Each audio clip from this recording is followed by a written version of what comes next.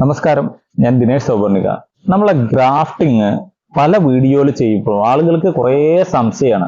ഈ ഒട്ടിക്കണത് super glue ഉപയോഗിച്ചിട്ട് വേണോ, അതോ സാധാ ടേപ്പ് മതിയോ, അല്ലെങ്കിൽ വേറെ വല്ല പശയുണ്ടോ, റബ്ബർ ബാൻഡ് ആണോ? അതിനൊക്കെ ഞാൻ സാധാരണ ചെയ്യാറ്, ടാബ്ലറ്റ് ഗ്രാഫ്റ്റിംഗ് ചെയ്യുമ്പോൾ ഗ്രാഫ്റ്റ് ചെയ്യുന്നതിന്റെ ഒരു 10 ദിവസം മുന്നേ അല്ലെങ്കിൽ 4 ദിവസം മുന്നേ വരെങ്കിലും നന വെച്ചിട്ട് നിർത്തണം. പിന്നെ നനയ്ക്കാൻ പാടില്ല. നമ്മൾ 4 ദിവസം അല്ലെങ്കിൽ ഒരാഴ്ച മുന്നേ നന നിർത്തിയ ഒരു ചെടിയുമാണ് ഞാൻ ഗ്രാഫ്റ്റ് ചെയ്യുക.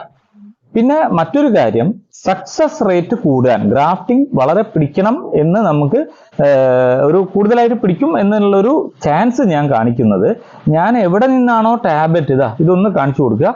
ഈ കഷ്ണം, ഈ ചെറിയ പീസാണ് ടാബ്ലറ്റ്.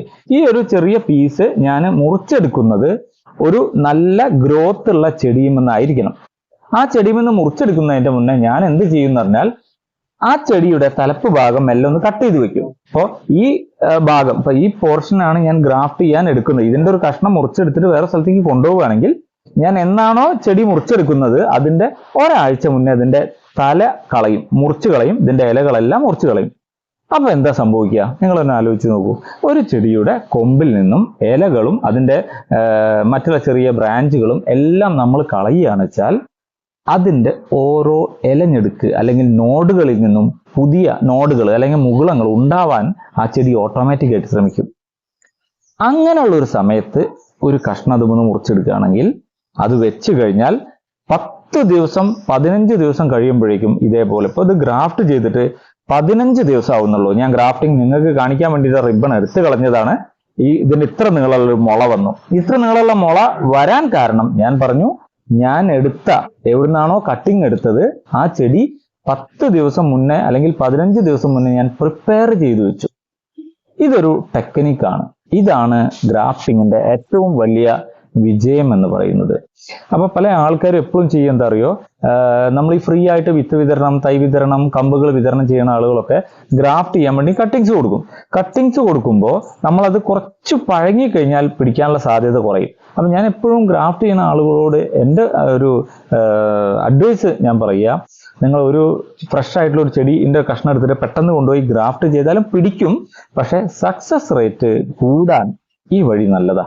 അതായത് നിങ്ങൾ എവിടുന്നാണോ കട്ടിങ്സ് എടുക്കുന്നത് അത് ഒരു 10 ദിവസം മുന്നേ അതിന്റെ ഇല കളഞ്ഞ് പ്രിപ്പയർ ചെയ്ത് വെക്കുക. ഞാൻ ഇത് ഇത്രയും ആധികാരികമായി പറയാനുള്ള കാരണം, ഞാൻ ആദ്യകാലത്ത് ഗ്രാഫ്റ്റ് ചെയ്താൽ 100 എണ്ണം ഗ്രാഫ്റ്റ് ചെയ്താൽ 2 എണ്ണോ 3 എണ്ണോ പിടിക്കും, ബാക്കി എല്ലാം പോവും. പിന്നെ അടുത്ത് വീണ്ടും ഗ്രാഫ്റ്റ് ചെയ്യും, അത് കുറച്ച് പിടിക്കും, കുറച്ച് പോവും. ഇപ്പൊ നമുക്ക് പിടിച്ചു കഴിഞ്ഞാൽ നല്ല രീതിയിൽ കൂടുതൽ എണ്ണം നമുക്ക് കിട്ടുന്നുണ്ട്. അതിന്റെ കാരണം മുകുളം വരുത്തിയ, അതിന്റെ നോഡുകളിൽ നിന്നും പുതിയ പൊടിപ്പുകൾ വരുത്തിയ ഒരു പീസാണ് ഞാൻ ഗ്രാഫ്റ്റ് ചെയ്യാൻ എടുത്തത് എങ്കിൽ വളരെ വേഗത്തിൽ പിടിക്കും. പിന്നെ ഒരു കാര്യം, ഗ്രാഫ്റ്റ് ചെയ്ത ചെടികൾ പല വീഡിയോയിലും തണലത്ത് വെക്കാൻ പറയുന്നുണ്ട്. തണലത്ത് വെച്ച് കഴിഞ്ഞാൽ കുഴപ്പമൊന്നുമില്ല. പക്ഷെ ഒരു കാരണവശാലും നിങ്ങൾ അതിന്റെ കടക്കിലേക്ക് വെള്ളം ഒഴിക്കരുത്. വെള്ളം ഒഴിച്ചു കഴിഞ്ഞാൽ ഈർപ്പം തങ്ങി നിൽക്കും, കൂടുതൽ വെള്ളം അതിലേക്ക് വലിക്കും. ഈ ഗ്രാഫ്റ്റിംഗ് പോയിന്റിലേക്ക്, ആ പോയിന്റിലേക്ക് ഗ്രാഫ്റ്റ് ചെയ്യുന്ന സ്ഥലത്തേക്ക് വെള്ളം കൂടുതൽ തങ്ങി നിന്നാൽ വേഗം നാശമായി പോകും. അതാണ് ഒരു കാര്യം. ഏറ്റവും നല്ലത് ചൂട് സമയം തന്നെയാണ്. അപ്പൊ ഗ്രാഫ്റ്റ് ചെയ്ത് കഴിഞ്ഞാൽ വെള്ളം നനയ്ക്കരുത്. ഞാൻ ചെയ്യുന്നത് വെയിലത്ത് വെക്കും. വെയിലത്ത് വെച്ചിട്ട് ഈ നമ്മൾ ഗ്രാഫ്റ്റ് ചെയ്തതിന്റെ മേലെ ഒരു ന്യൂസ് പേപ്പർ കവർ ഇട്ട് കൊടുക്കും.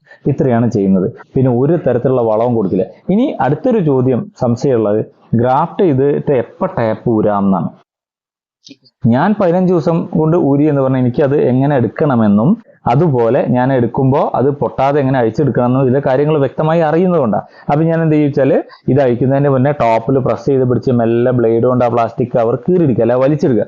വലിച്ചെടുക്കുമ്പോൾ ഒരു പ്രശ്നം വരും, ഈ ടാബ്ലറ്റ് അടക്കം നിങ്ങളെ കയ്യിൽ ഊരിപ്പോരും. അതാണ് ഒരു പ്രശ്നം. അപ്പൊ നിങ്ങൾ ചെയ്യേണ്ടത് അവിടെ കിടന്നോട്ടെ. ആ ചുറ്റിയ പ്ലാസ്റ്റിക് ടാപ്പ് അവിടെ നിന്നോട്ടെ. അതിൻ്റെ ഉള്ളിലൂടെ ഓട്ടയായിട്ട് മുളച്ചു വരാൻ കഴിവുന്നുണ്ട്.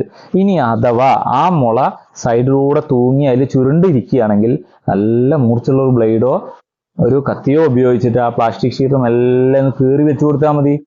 ഓട്ടോമാറ്റിക്കായിട്ട് ആ നോഡ്, ആ മുകുളം പുറത്തേക്ക് വരും. ഇതാണ് ചെയ്യേണ്ടത്. അപ്പോൾ ഒരു മാസത്തിലധികം ആ റിബൺ അവിടെ ഇരുന്നാലും ഒരു കുഴപ്പമില്ല. നിങ്ങൾ അഴിക്കേണ്ട, തന്നെ അഴിഞ്ഞു പോവാണ് നല്ലത്. അല്ലെങ്കിൽ ഒരു മാസം കഴിഞ്ഞിട്ട്. പിന്നെ ഇത് പൊടിച്ചോ എന്ന് നിങ്ങൾ പരീക്ഷിക്കരുത്. ചിലപ്പോ 3 മാസം വരെ നിങ്ങൾ വെച്ച ടാബ്ലറ്റ് അതേപോലെ ഇരിക്കും. അത് കഴിഞ്ഞിട്ടാവും ചിലപ്പോൾ പൊടിപ്പ് വരിക കേട്ടോ. അപ്പൊ അതും ക്ഷമയോടെ കാത്തിരിക്കുക. നല്ല രീതിയിൽ ഗ്രാഫ്റ്റ് ചെയ്ത് ഇതുപോലെ ഇതിൽ കണ്ടില്ലേ 1 2 3 4 ഗ്രാഫ്റ്റുള്ള ചെടിയാ. 4 ഒന്നിച്ച് വിരിഞ്ഞു കഴിഞ്ഞാൽ നല്ല ഭംഗിയായിരിക്കും. ഇപ്പൊ 3 വിരിഞ്ഞു കഴിഞ്ഞതാണ്, 4ാമത്തെ ഗ്രാഫ്റ്റും ഉണ്ട്. അപ്പൊ നിങ്ങൾക്ക് മനോഹരമായിട്ട് പൂക്കൾ ഉണ്ടാകുന്ന മൾട്ടി ഗ്രാഫ്റ്റ് ചെടികൾ നിങ്ങൾക്കും ഗ്രാഫ്റ്റ് ചെയ്യാം. അതുകൊണ്ട് വെയിലും തണലും മഴയും വെള്ളവും ഇതിനെക്കുറിച്ചൊക്കെ നന്നായി പഠിക്കുക. പ്രത്യേകിച്ച് അടീനിയത്തെ സംബന്ധിച്ച് മറ്റു ചെടികളുടെ നേരെ ഓപ്പോസിറ്റാ. ഇപ്പോൾ ചെമ്പരത്തിയോ മറ്റതൊക്കെ ഗ്രാഫ്റ്റ് ചെയ്ത് വെച്ചാൽ നിങ്ങൾക്ക് തണലിൽ വെക്കണം. എന്നാൽ അടീനിയത്തിന് വെയിലത്ത് വെച്ചിട്ട് അതിന്റെ മേലെ കവർ ഇട്ട് കൊടുത്താൽ ഒരു തരത്തിലുള്ള ഈർപ്പം തങ്ങി നിൽക്കാതെ ചെടി വേഗത്തിൽ പിടിക്കുന്നതായിട്ട് കാണുന്നുണ്ട്. എൻ്റെ ഇതുവരെയുള്ള നിരീക്ഷണങ്ങളിൽ നിന്ന് ഞാൻ മനസ്സിലാക്കിയ കാര്യം. നിങ്ങളും നന്നായിട്ട് ഗ്രാഫ്റ്റ് ചെയ്യുക. കൂടുതൽ സംശയം ഉണ്ടെങ്കിൽ ഞങ്ങളെ കോൺടാക്ട് ചെയ്യുക. Thank you.